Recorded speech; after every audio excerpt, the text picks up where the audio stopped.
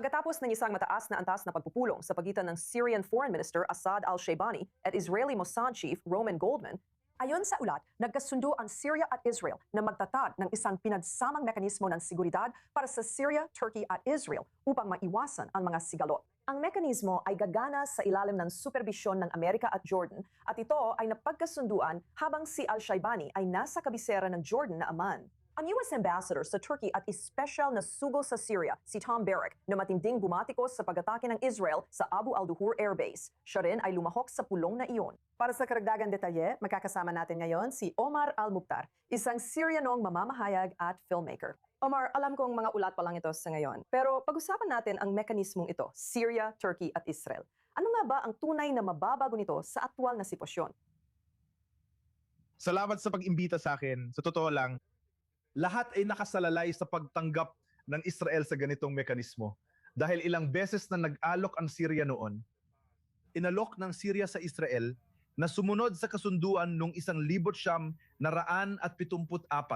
o kahit isang bagong bersyon nito at susunod ang Syria dito. Iminungkahi rin ito ng Syria sa Israel. Pero ang mga leader ng Israel sa puntong ito, umiiwas sila sa ganitong kasunduan dahil wala pa ring tiwala sa pagitan ng dalawang bansa. Sa kasamang palad, ang mga pag-atake ng Israel ay naglalagay din sa panganib ng anumang pag-uusap tungkol sa kapayapaan o kung ano mga maaring resulta ng ganitong kasunduan sa hinaharap.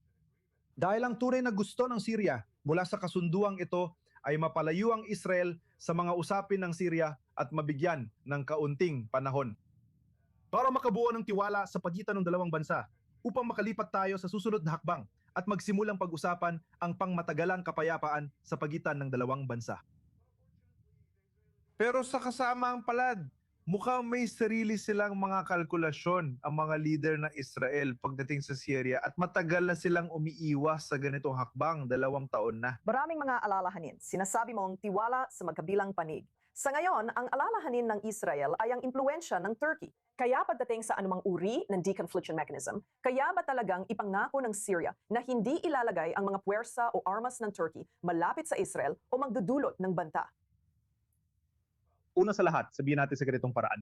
Ang Syria at Turkey ay may hangganan, isang 1,000 kilometrong hangganan, at ang Turkey ay isang estratehikong kaalyado ng Syria, estratehikong sandigan. Ito ang ating daan ng lupa papuntang Europa. At hindi maaaring umiwas ang Syria sa pagkakaroon ng pinakamadandang ugnayan sa Turkey.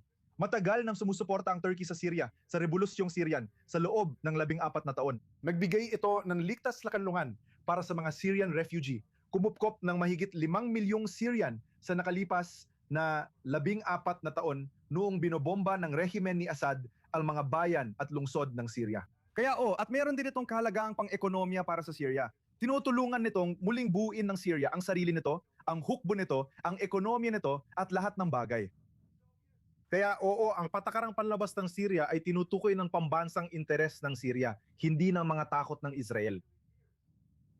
At tungkol naman sa Israel, sinabi na ng Syria, paulit-ulit na sinabi mula kay Pangulong Ahmad al-Shara hanggang sa kalihim ng ugnayan panlabas, paulit-ulit nilang sinabi, payagan ang negosasyon, ang diplomasya na mapatuloy. Umupo tayo sa mesa ng negosasyon, talakayin ang inyong mga alalahanin sa seguridad at kami ay handang tugunan ito at subukan.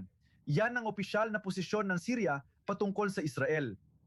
Pero itong palitan ng mga salita sa pagitan ng Turkey at Israel, walang kinalaman ng Syria. Dito, sa totoo lang, wala. Interesadong makipagdigma sa Israel, hindi interesado na gawing base ang kanilang lupa at teritoryo para sa kahit sino mula saan man na magbanta sa kanilang mga kapitbahay. Iyan ang opisyal na posisyon ng Syria. At sinasabi na ng Syria yan sa loob ng 2 taon.